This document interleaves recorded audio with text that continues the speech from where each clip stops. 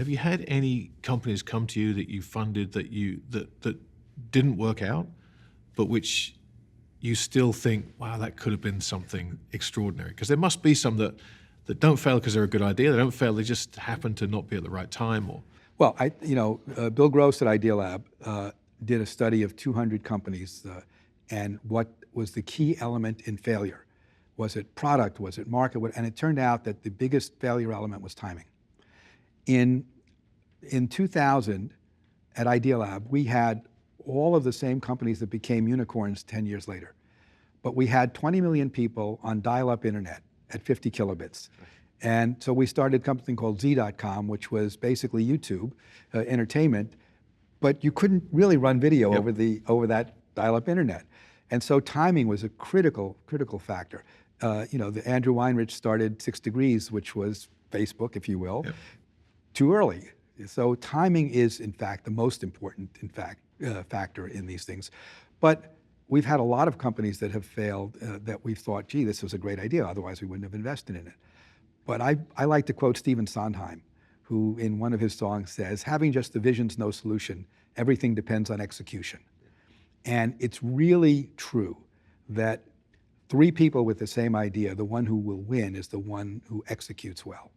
And that means really sticking to it, being really quick about that execution, and being iterative very quickly. We're big believers in, Idealab calls it sense and respond. That is, build your product. It's not perfect, but measure everything, and then make the changes very quickly. At Google, everything that you see in Google is the result of trying a whole bunch of experiments, and they'll take 1% of the Google users for a day, and they'll say, we're going to change this box from green to blue. Does that make for more or less? And they say, oh, more. Okay, we'll make it green. We'll change this box, we'll move this box 3 inches to the right. Is that to do better or worse? Everything is tested. Everything is measured. And that's the mark of a great entrepreneur. They execute, but they measure so that they can iterate. So I ask you this question the other way around in terms of how you counsel the entrepreneurs whose businesses fail. Oftentimes just down to timing, not fault their own necessarily. How do you guys get yourselves to the point where you understand that the majority, in many cases, of VC investments are going to fail? It's the one, it's the 20% that you talk about. How do you get yourself to that position? Because as an investor, that's not the mindset you come into this business with. You have to change the way you look at things and be okay with higher failure rates. Well, I'd say first of all, we're fortunate it's not 80% failure rate. Our failure rate's more in the 30% range. But we can usually tell within 9 months. So we start out with an idea, and we start out with the entrepreneur, and we say, how are we going to measure if this is working? And within 9 months, sometimes 12, we know whether this is going to be a rocket ship or it's not. Yeah. And at that point, if it's not, then the question is it going to be a 1x return? Can we get our money back, sell this, and move on? Or is this going to be a limp along for a long time because the entrepreneur is just too wedded to the idea? And we try to counsel the ones that are counselable. One of the attributes we look for in an entrepreneur is coachability. Do they listen? Do they listen? And some do, and some don't. And yes, you need persistence to be successful, but it's not the only quality. So we're here at Tiger 21, and I'm interested to learn how you got involved in this fantastic program. What was your first contact with Tiger 21? Interestingly enough, my first contact came through somebody at the office who was using LinkedIn to look for people, and they reached out to me, and then I found out that I had some friends who had been in Tiger 21, although I'd never known about it. And I looked into what they were doing, and for me, I was just getting to the point where I was setting up family office, and I was worried about the issues of how do I get my grandchildren and my children involved in this and dealing with the wealth, although they've actually done quite well. My middle daughter is now the treasurer at Goldman Sachs. She's got some family wealth. My oldest daughter has some family wealth of her own through her husband and his hedge fund and her work at McKinsey. But I was worried about those issues and wanted to find a place to talk about it. And I also knew that my fortune was in technology, and I had to diversify and wanted to find some hints on how to do that.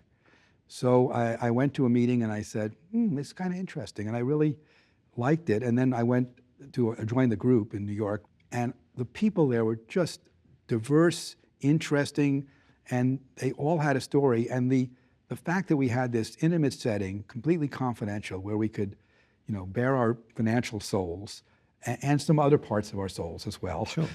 Really, really resonated with me. Well, I mean, talk a bit, because there'll be people, I've spoken to Michael Sonfeld, obviously, the founder of Tiger 21, but talk a little bit about what a typical meeting, what it's like, because people will be hearing Sure. this and not understand how it works. We start our meetings with a little bit of what's happened to us. Have we made some new investments? What's happened to our families? And we started this year with what our goals for the year were, for example. And then we look at world affairs and world events. What in the macro world could affect us? And then we'll typically have one or two presentations. It could be an investment presentation by some investment group. I've never done much real estate. A lot of Tiger members have done real estate. I had never done much 3 years ago. Now I've started to do that. I've learned about the tax benefits of it and some of the long-term wealth creation benefits of it. So I've really expanded my role there. And then we'll have what's called the portfolio defense, where once a year you lay out your entire portfolio with the numbers, and the other members take pot shots and they say, gee, you don't have enough insurance. You're too much of a cowboy.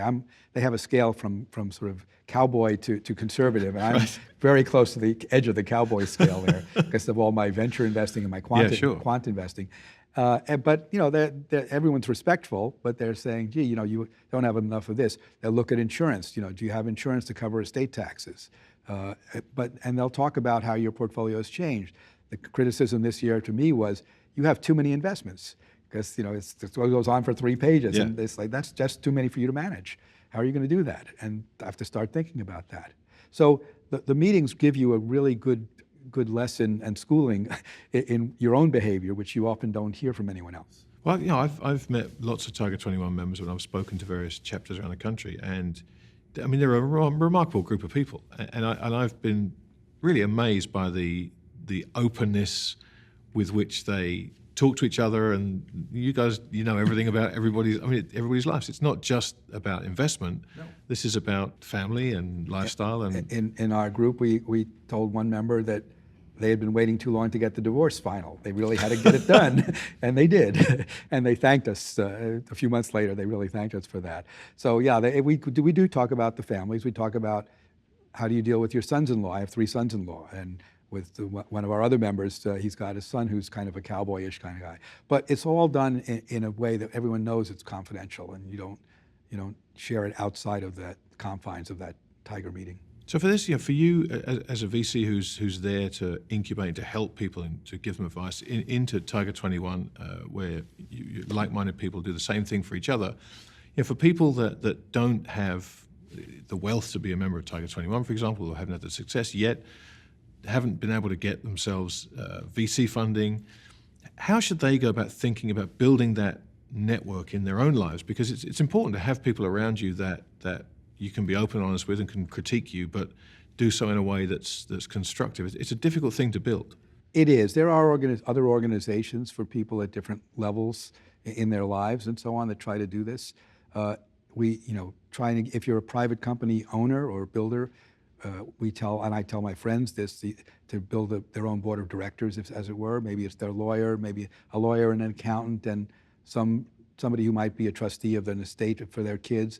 But you should build a group of people. It's just hard to find, the way the Tiger does for you, a group of people who you don't have to see every day socially, so you don't feel I just told them such and such, Yep. And so you really need that separation, which Tiger gives you.